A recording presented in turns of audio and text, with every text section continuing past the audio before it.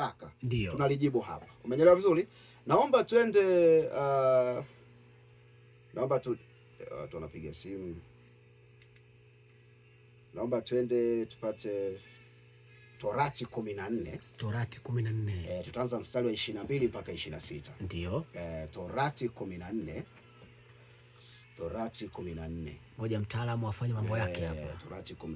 Hapo sasa tunaanza Torati 14, tunajibu swali la pombe kwa maandiko kama mlivyotaka.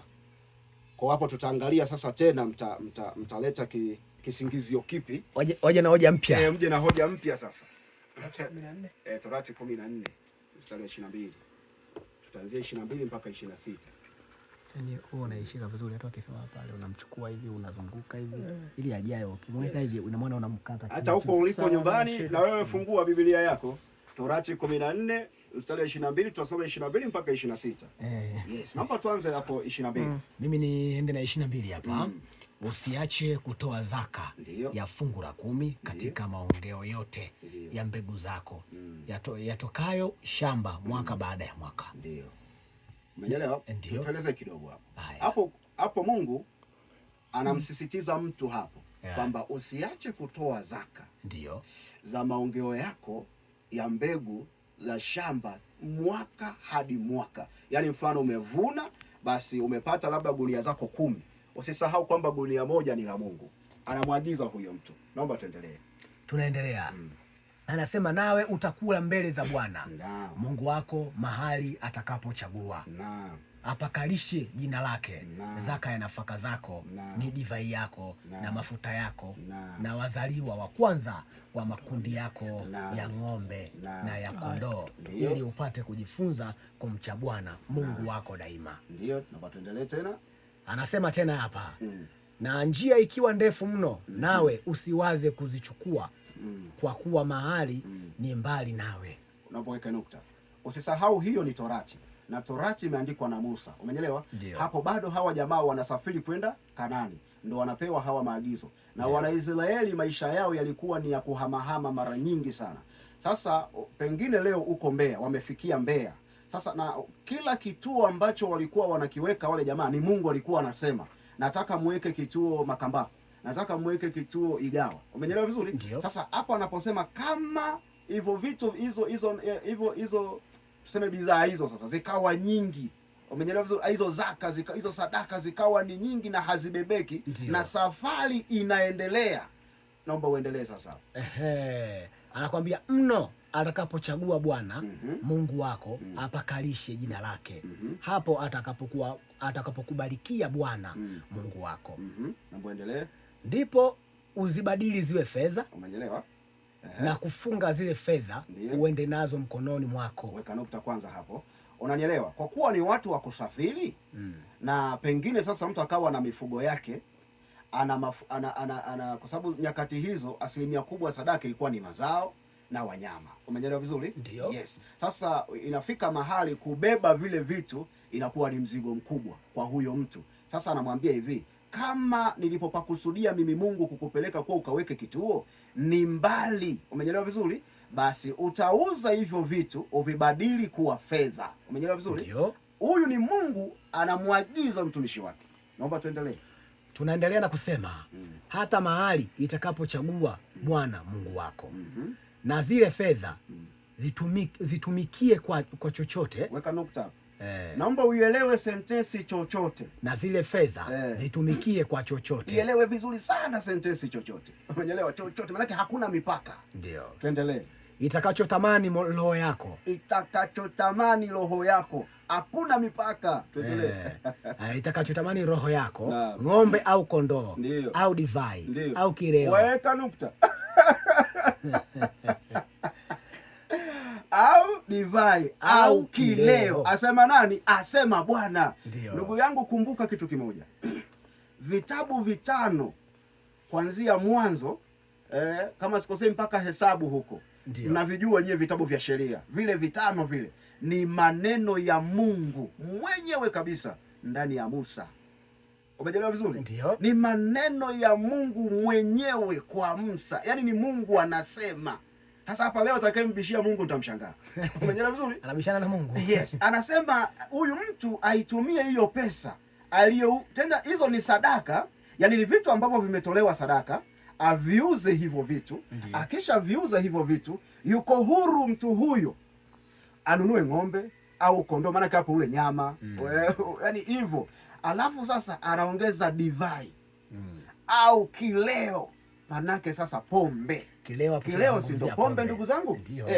Kwa Biblia hapo inaweka wazi kabisa kwamba mtu huyo ana uhuru wa kutumia pesa zake kwa chochote apendacho, hatimaye divai au kileo. Naomba malizie hapo. Anakwambia hapa au roho yako itakacho kwako chochote. Au roho yako itakacho kwako chochote. Maana huyu jamaa akisema sasa hii ni 200 na mtakabamedi, ana uhuru nayo.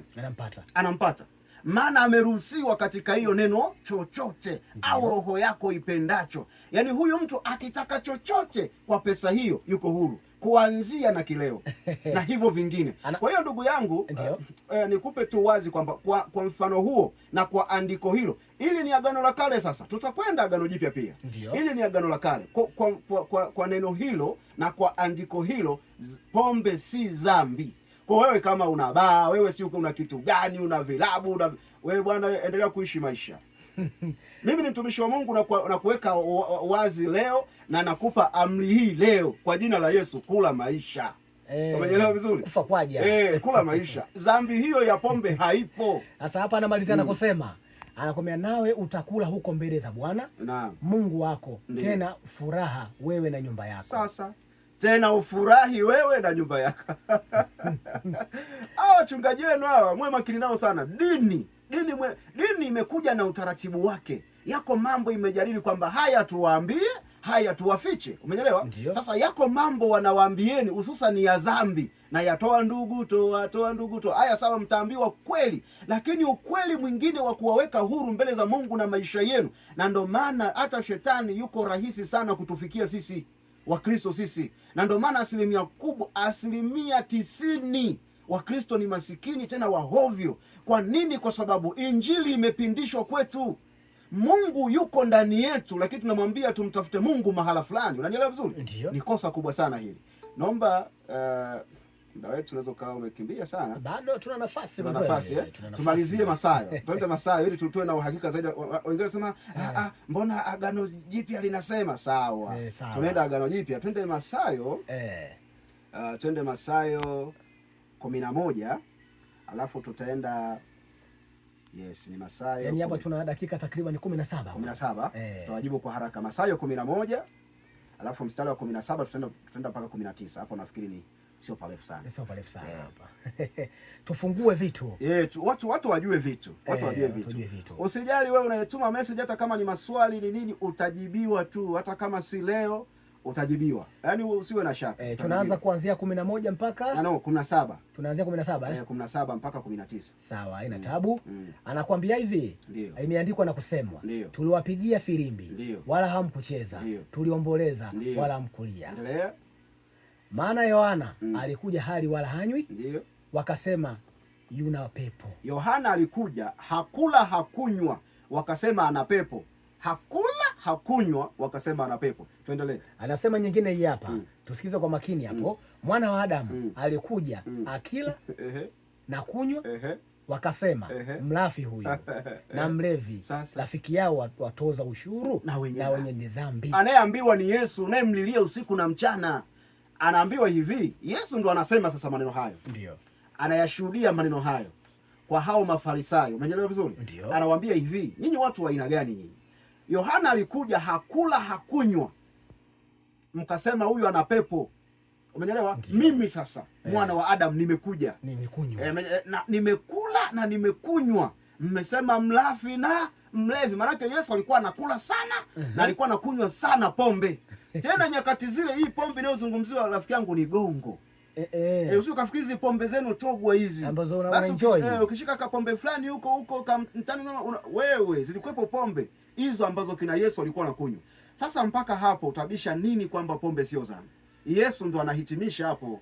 Yeye walimlaumu kama wewe wanavyokulaumu wewe unayekunywa huko, kama wanavyokulaumu walokole leo kwamba wewe ni mlevi, ndivyo Yesu alivyolaumiwa. Kwa wewe unayekunywa pombe leo unalaumiwa, maanake wewe na Yesu ni mapacha. Sasa Yesu ndo anayetafutwa, anayezungumziwa na walokole. Na Yesu yuko kwa walevi na wenye dhambi. Maanake Yesu hayuko kanisani, yuko mtaani.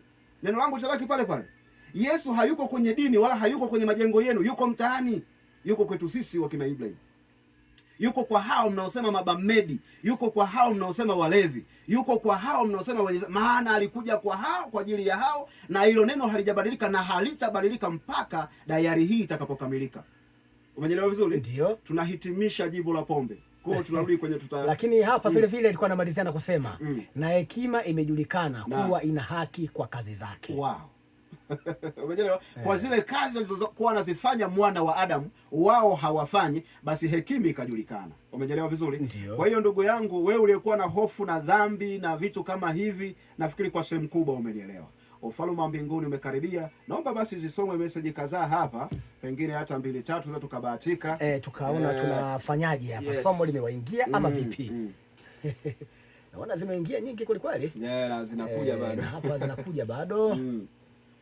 Huyu anauliza mchungaji, je, uvutaji wa sigara ni dhambi au sio dhambi? Mimi Mwaiki. Sio dhambi. Vuta. Sio dhambi. Vuta. Si dhambi kabisa. Yaani kwa Mungu, nielezee kidogo hapa. Yaani kwa Mungu si dhambi kwanza. Ndio. Na kama hicho kitu kinaruhusiwa na serikali, umeelewa vizuri? Hicho kitu si dhambi. Umeelewa vizuri? Si dhambi kabisa. Yaani kiufupi, kama umelielewa somo kikubwa, yaani yako mambo mengi ambayo wewe unaweza kuyaona ni dhambi. Sasa mtaji, ili hayo mambo yasiwe ni dhambi, yawe ni chakula, mbebe Yesu tu. Mambo yanaenda vizuri. Yaani aliye na Yesu, nimekwambia hivi, aliye na Yesu leo hii hata abebe mke wa mtu pale hahesabiwi dhambi. Umeelewa vizuri? Naam. Huyu kidogo ananifundisha kazi huyu. Okay. Anifundisha kazi. Sasa ndugu msikilizaji, usinifundishe kazi. Sawa sawa. Kama unaona mimi ninachokifanya chepesi, njoo wewe. Ndio maana mimi siwezi nikaingilia majukumu yake. Sawa sawa. Mimi nipo kwenye majukumu yangu. Na mimi kwenye majukumu yake. Na kile tunachokifanya hapa hatuongei kutoa kichwani. Yes. Bali tunasoma kwa ushahidi. Na leo tumesoma kwa ushahidi. Tumesoma Mathayo. Tumesoma Yeremia. Tumesoma Mathayo, Torati hapo, Wakolosai. Umeelewa vizuri? Sasa huyu Biblia akasome. Sasa huyu bwana